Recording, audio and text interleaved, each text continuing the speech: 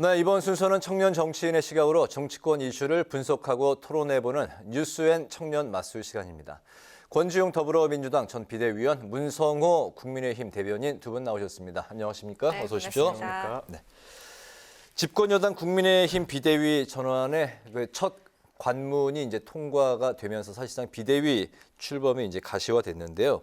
이른바 이준석 복귀안도 이제 부결이 돼서 이 대표 복귀가 결국 이제 원천 봉쇄된 모양새가 됐습니다. 여야 청년 정치인들은 이 상황을 지금 어떻게 바라보고 계신지 먼저 들어보겠습니다. 권 의원부터 들어볼까요? 일단은 저는 이게 어쨌든 비상 상황을 극복하기 위한 조치지 않습니까? 네. 그런 면에서는 변죽만 울리고 있다 이런 생각은 들어요. 그러니까 문제의 원인이 국민의힘 지도부였으면 지금 이 조치를 통해서 뭔가 나아지겠구나 이렇게 생각하고 그 위기를 극복하겠구나 이렇게 생각할 수 있는데 네. 사실은 국민의힘 지도부의 잘못이 없었다는 건 아니지만 사실 잘못의 주된 어떤 시작점은 다 대통령실이었습니다. 박순애 장관을 임명한 것도 대통령이었고 최근에 두 가지 정책이 좀 논란이 되고 있죠. 경찰국 설치와 그리고 만 5세로 이제 입학 연령을 낮추는 네네. 것. 이것도 다 사실은 충분한 의견 수렴을 전혀 듣지 않고 빠르게 추진하면서 이제 지지율을 잃어버리고 있고 끝으로는 이제 윤석열 대통령이 어떤 생각을 하면서 의사결정하는지 궁금했는데 국민들 입장에서 그것이 어떤 내밀한 문자를 통해서 사람들이 알게 되었어요. 그러니까 뭔가 자신과 다른 의견을 내는 당대표를 두고 내부 총질이나 하던 당대표가 나가서 당이 잘 돌아간다 이렇게 된 거죠. 근데 여기에 대해서 이렇다 할 해명도 하지 않았습니다.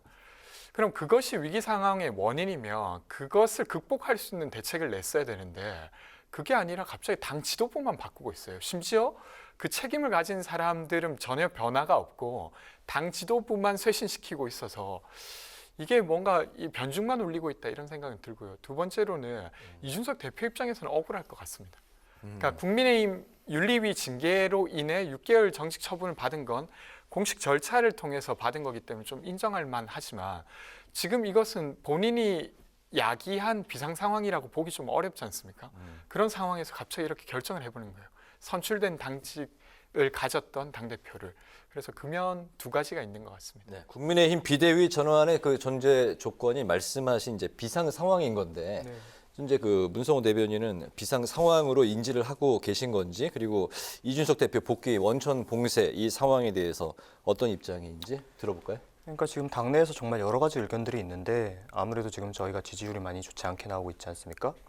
그러다 보니까 이런 당 내홍이 이런 지지율 하락의 원인이라고 생각을 해서 물론 뭐 여러 가지 지금 뭐 말이 나오는 상황들이 많지만 그래도 이제라도 마무리가 되고 당을 안정화시켜야 된다는 의견도 있고요.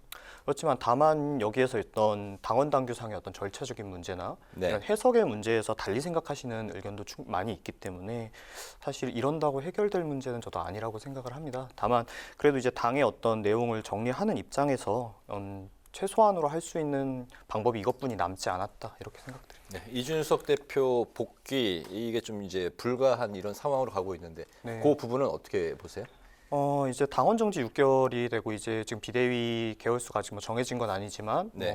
아무래도 6개월보다는 짧게 되는 쪽으로 결정이 날 것 같은데 이게 국민들이 바라보기에는 어떤 이 대표를 배제하기 위해서 비대위의 어떤 규정이나 이런 활동 역할을 정하는 게 아닌가 이런 시선이 충분과 우려가 나올 수 있기 때문에 지금 이 대표님과의 어떤 당과의 아니면 혹은 청과의 이런 갈등으로 인해 지지율 하락하는 부분도 분명히 있거든요. 근데 이런 것이 해결되지 않고 지속될지도 모른다는 우려의 시선이 많이 있습니다. 네, 또 네. 한간에는 친이준석계로 분류되던 그런 인사들도 이준석 대표와 지금 헤어질 결심을 하고 거리두기를 하는 게 아니냐 이제 그런 시선도 존재하거든요. 저희가 자주 말씀드리는 게 친이준석계라는 것은 사실 존재하지 않습니다. 어떤 계파가 형성이 되려면 이준석 대표가 이제 다른 인사분들에게 뭔가를 이제 해준다거나 뭐 네. 지원을 해준다거나 이런 과정 속에서 계파가 형성이 되는 건데 이준석 대표께서는 공정한 경쟁은 약속을 해도 어떤 지원이나 이런 걸 해주는 것이 전혀 없기 때문에 사실 이준석의 아젠다에 공감해서 같은 목소리를 내던 사람들이 있는 거지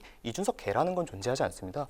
그러니까 이제 이런 당 내홍 과정에서 지금까지는 이 대표하고의 아젠다가 동일했지만 이 과정에서 조금 달리 생각하는 분들이 나오는 것 이 정도라고 저는 생각합니다. 네, 이준석 대표 연일 SNS에 격분을 하고 있는 상황인데요.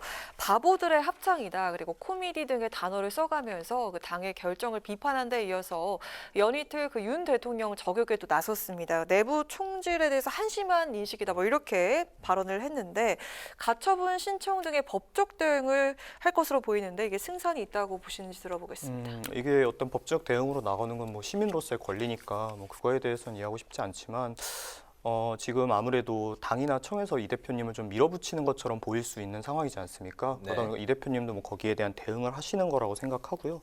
다만 이게 어떤 단순히 뭐 이기고 지고의 문제가 아니기 때문에 승산보다는 뭐 스스로의 어떤 이런 정당함, 스스로의 어떤 그런 것을 다 말씀하고 싶어 하시는 게 아닌가 싶습니다. 네.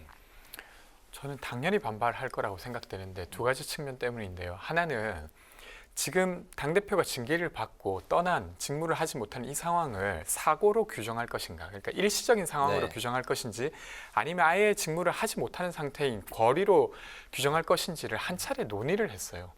그래서 이제 당의 공식 기구의 조언에 의해서 사고로 규정하는 것이 맞다라고 했고 그것을 의총에서 추인까지 했습니다. 근데 그것을 지금 완전히 다 뒤집어야 되는 상황이에요. 그렇다 보니까 당연히 무리스러울 수밖에 없고 그러니까 지금 현 최고위원인 김용태 최고위원도 계속 반발하게 되는 거고 이준석 대표도 당연히 반발할 것이 있죠. 게다가 더구나 이게 여당의 집권 여당의 정당이기 때문에 보통 판결에서 정당의 어떤 내부 의사결정에 개입하는 경우는 많지는 않습니다. 근데 그럼에도 불구하고 여당인 경우에는 법원이 현격한 문제가 있다고 볼 때는 개입해서 그것을 바로잡기도 해요. 근데 이준석 대표 입장에서 6개월 징계를 받았던 건 근거가 있지만 그것을 넘어서는 당원권 정지 혹은 아니면 당대표직 박탈은 납득하기가 저는 어려울 거라고 생각합니다. 그것이 일단 하나 있고요. 두 번째는 이것을 추진하면서 대통령실을 개편한다고 하면 예를 들면 대통령실도 노력을 하고 당도 노력을 하고 그리고 내각도 노력을 한다고 하면 이 전체적 분위기가 만들어질 텐데 그런 분위기가 전혀 읽히지 않아요. 그러니까 지금 당대표만 날리는 격이 되어서 저는 아마 반발이 계속 이어질 거라고 생각됩니다. 네. 권지웅 위원도 그 비대위원을 또 지내보셨잖아요. 네. 상대당을 보면서 그때 생각도 이제 많이 나실 것 같은데 그 국민의힘 상황이 현재 그 조기 전당대회를 위한 그 짧은 기간 동안에 관리형 이제 비대위로 가는 것 같습니다. 분위기가. 네. 그 어떻게 바라보고 계세요? 그러니까 뭐 지금 언제 조기 전대를 열 거냐 이런 게 이제 이야기거리이잖아요. 아마 늦지 않게 하려고 하는 측의 힘이 더 센 것 같아요. 국민의힘 내부에서는. 네. 그렇게 되면 정말로 관리형 비대위만 하게 되겠죠. 그러니까 당장 이제 비대위원장이 선다 하더라도 발언을 하곤 하시겠지만 리더십을 갖기란 좀 쉽지 않을 듯합니다. 그리고 전당대회 룰이라고 하는 것도 국민의힘의 경우에는 그렇게 복잡하지 않았어요. 그전에도. 그러니까 책임당원이라고 하는 분들과 여론조사 절반 이렇게 했던 관례가 있었기 때문에 거기에도 개입할 게 딱히 없다고 하면 비대위원장의 역할이 높을 것 같지는 않습니다. 네. 실제로 지금 이제 당대표 징계라는 상황 워낙 초유의 상황이다 보니까 지금 뭐 여러 가지 무리수가 솔직히 나오고 있는 건 사실입니다. 다만 이제 정당 민주주의라는 것이 결국 국가의 주인은 국민이듯이 어떤 당의 주인은 결국 우리 당원들인데 네. 당원이 선출한 당대표가 이제 어쨌든 사고로 저희가 이제 결정을 내려서 직무대행 체제로 넘어갔음에도 또 다시 이걸 비대위 체제로 전환을 할 때 어떤 기간을 그런 당원권 정지와 맞춰서 이분이 다시 어떤 당원들에게 재신임을 묻지 못하게 하는 것은 뭐 내부의 반발이 있을 수 있다고 저는 생각합니다. 네, 비대위원장 얘기도 해볼까 하는데요. 유력한 후보였던 그 친윤계로 분류가 되는 정진석 국회 부의장은 근데 고사를 한 것으로 전해지고 있고요. 다소 개파색이 상대적으로 옅은 오선의 주호영, 정우택 의원이 하마평에 오른 그런 상태인데 외부에서보단 당내 그 중진으로 좀 무게가 쏠린 모습입니다. 두 청년 정신 평가 들어보도록 하겠습니다. 이제 저희가 청년 정치인으로서의 평가를 얘기하셨으니까 저희 청년들의 평가를 이야기를 드리자면 네. 이 두 분께서 뭐 어떤 청년들이 뭐 싫어하거나 이런 건 전혀 없습니다. 이분들의 어떤 역량이나 이런 걸 충분히 다 인정을 하고요. 다만 이제 청년들이 바라는 것은 기존의 저희 정당에서 하지 않았던 청년들의 아젠다, 지금 세대가 문제시하고 공감하는 아젠다, 이런 것을 진행해 줄 것을 많이 기대했었고, 그럼 기대가 어떤 이준석 대표에 대한 지지로 이어진 것이 있는데, 이 두 분들이 과연 이준석 대표가 수행했던 그런 역할을 할 수 있느냐에 대해서는 여러 가지로 우려의 목소리가 나오고 있습니다. 네. 그러니까 사실 외부에서는 좀 구하기가 어려운 국면이잖아요. 들어가도 할 수 있는 게 없는 비대위원장이기 때문에 그럴 테고, 내부에서는 그러니까 사실은 소위 이준석 대표로 위시되던 이 당의 개혁을 아주 적극적으로 지지하는 사람이 아닌 이상해야 별로 기대가 안 될 것 같습니다. 이미 운동장이 기울었다고 생각되니까 지금 이런 수순들이 밟혀지고 있는 거잖아요. 거기에서 이것을 좀 중재할 만한 아주 강력한 어떤 개혁이나 이런 이미지를 가진 사람이 아니고서는 크게 의미가 없지 않을까 이런 생각이 듭니다. 알겠습니다. 이런 상황에서 이제 그 윤석열 대통령 지지율이 이제 계속 하락하고 있고, 거기에 이제 더불어서 나오는 게 대통령실 쇄신론인데요. 야당은 검찰 출신 참모 6인방을 이제 육상시로 규정을 했습니다. 육상시는 뭐 중국의 이제 후한 시대 정권을 농락한 10명의 환관, 십상시에서 이제 온 말인데, 윤 대통령이 헤어질 결심을 해야 한다, 이렇게 야당에서 목소리를 높이고 있는 상황입니다. 국민의힘에서는 대통령실 인적 쇄신 어떻게 바라보고 있는지 두 분의 생각도 한번 들어볼까요? 저기 뭐 민주당 상대 당이긴 하지만. 네, 그러니까 사실은 이 많은 문제들은 대통령으로부터 저는 시작된 것 같아요. 왜냐하면 이번에 도어 스태핑을 하면서 대통령께서 어떻게 생각하시는지 직접 볼 수 있게 되었고, 그 과정에서 많은 문제들이 생겼습니다. 네. 그래서 근데 이제 그럼에도 불구하고 우리가 선출한 대통령이기 때문에 대통령을 바꿀 수는 없지 않습니까? 그러니까 그 주변에 그것을 좀 적절히 바로잡지 못했던 참모들을 바꿔야겠다는 생각은 충분히 저는 타당하다고 생각돼요. 근데 과연 그것을 할 수 있을까? 이런 질문이 있고요.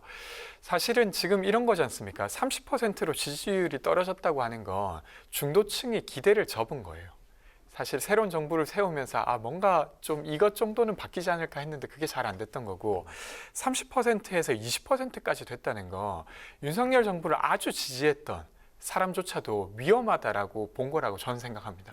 지금 그 국면으로 갔는데 대통령실이 변하지 않는다라고 하면 저는 기대하기가 되게 어렵다고 생각하고, 그 실제로 지금 예를 들면 공정한가? 공정하지 못하다는 이미지를 갖게 됐고, 소통하려고 하는가라고 했을 때 이미지는 소통하는 것 같지만 정작 정책을 만드는 과정에서 전혀 소통하고 있지 못하고, 그리고 왜 이렇게 무능한가라고 했을 때 그런 의혹까지 연결되면서 이게 더 복잡해지는 것 같은데, 예를 들면 김건희 여사의 코바나 콘텐츠에서 뭔가 계약했던 업체가 관저공사를 맡았지 않습니까?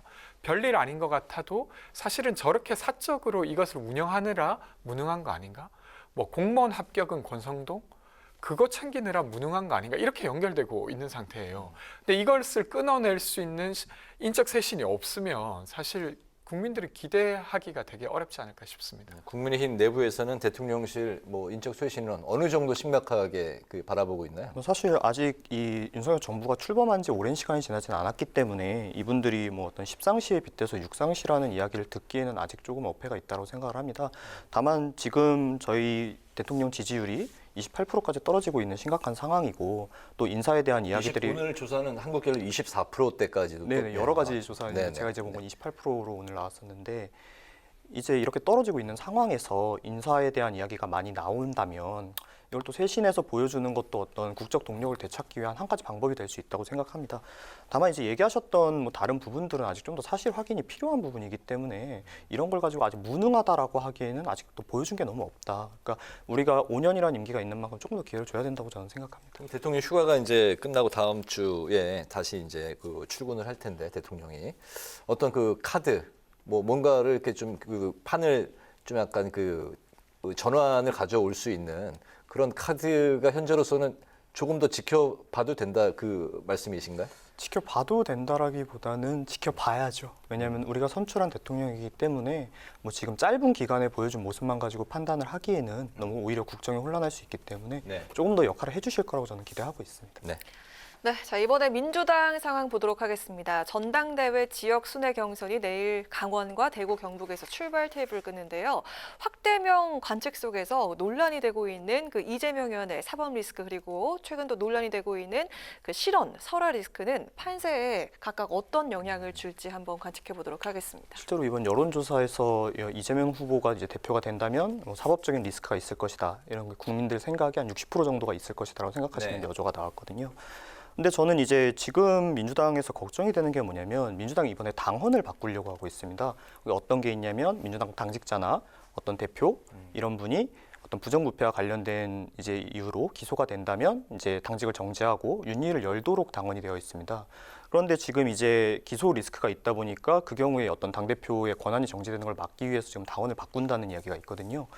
그런데 저는 이걸 보고 생각난 게 뭐냐면은 저번에 이제 그 오거돈 시장이랑 박원순 시장 당시에 어떤 이분들의 성비로 인해 결국 재보궐이 열렸지 않았습니까? 네. 그럼 그 당시에 이제 민주당 당원 당규에 자신들의 어떤 그 광역단체장이 이제 잘못으로 인해 열린 재보궐에는 이런 후보를 내지 않는다 이런 당원 당규가 있었어요. 근데 당시에 이걸 무리하게 개정하면서까지 결국 이제 밀어붙여서 후보를 그때 내셨거든요. 그러니까 당원과 당규라는 것은 결국 당의 헌법과 당의 규칙인데 이것을 상황에 따라서 자꾸 바꾼다면 결국에는 이렇게 국민들의 신뢰를 잇는 행동이라고 생각을 합니다. 그래서 이게 여야를 가리지 않고 당원 당규를 좀 더 존중하는 모습을 보이는 게 국민에게 책임을 지는 자세라고 생각합니다. 네, 어떻게 보십니까? 일단은 저는 설화 리스크는 별로 크지 않은 것 같고요. 그 사법 리스크도 사실은 이재명 의원이 기소될 가능성이 높다고 저는 생각하지는 않습니다. 그러니까 지금 논의되고 있는 것도 김혜경 여사의 법카 유용 관련한 것인데 그것이 설사 사실로 확인된다 하더라도 이재명 의원이 기소되기는 어려운 내용인데 계속 그것이 다 이재명을 향하고 있다 이렇게 말하는 건 조금 과도한 부분이 있다고 생각해요. 그렇게 되고 근데 저는 좀 아쉬운 것은 그러니까 이게 전당대회라고 하는 이 당원들이 의사를 내고 당원들이 투표하기 이전까지의 시기 동안에 사실 나와야 될 이야기가 안 나오고 있는 것 같아요. 예를 들면 가까이 저희가 꼼수 탈당 문제로 되게 지탄을 받았습니다. 그럼 그거 어떻게 할 건지 당대표 후보자들이 밝혀줘야 되고 그리고 박안주 의원의 제명권이 있었습니다. 근데 박안주 의원 여전히 국회의원으로 계세요. 이 문제 어떻게 할 건지 사실은 저는 당대표 분들이 밝히셔야 된다고 생각하거든요. 근데 이게 이제 지금 토론에 질문거리로 안 올라오고 있어요. 셋 다 이야기를 안 하시고 계시는 상황이죠.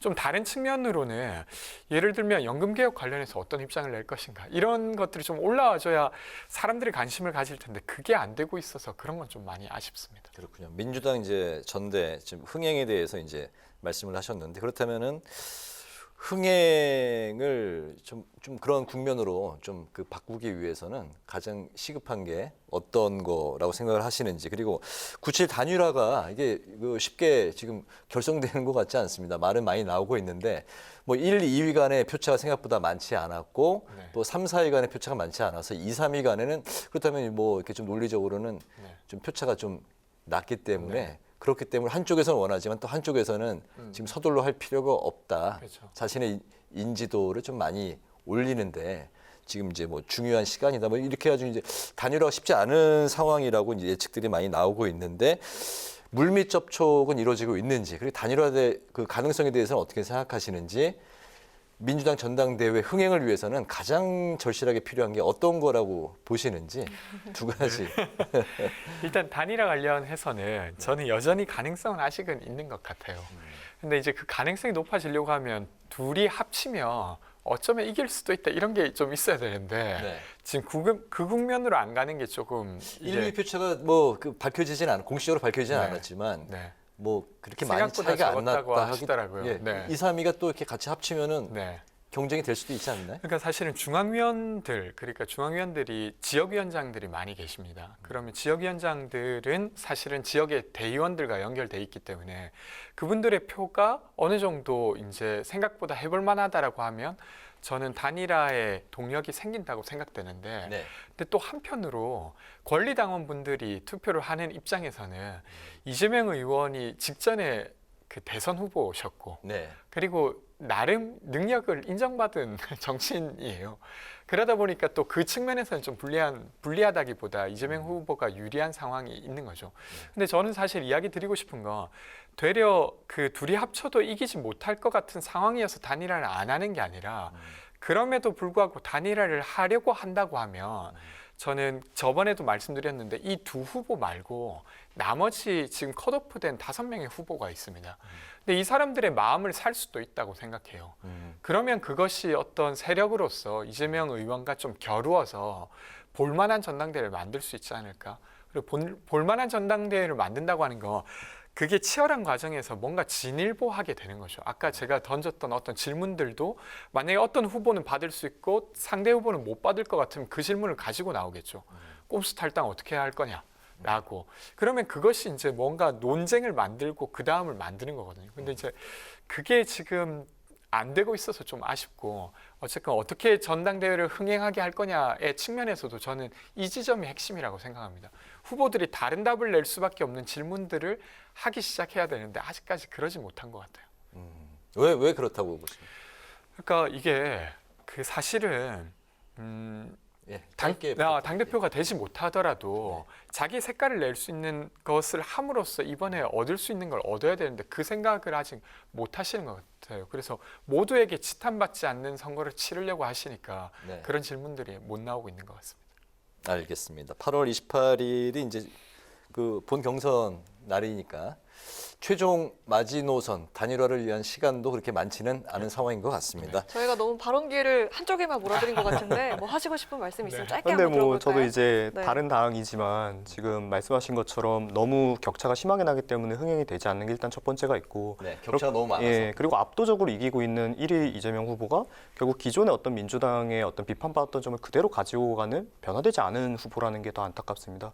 우리나라 최대의 의석수를 가진 정당인데 또다시 변화 없이 되는 게 아닐까 국민 한 사람으로서 걱정이 되지 않을 수 없네요. 그 서로 상대당을 보면서 굉장히 안타까워하고 있는 그런 상황이군요. 네. 알겠습니다. 오늘 청년 마스 이제 그 마칠 시간이 됐습니다. 오늘은 비대위 체제 국면으로 가고 있는 국민의힘 그리고 지역 순회 경선 돌입한 민주당 전당대회 상황을 중심으로 살펴봤습니다.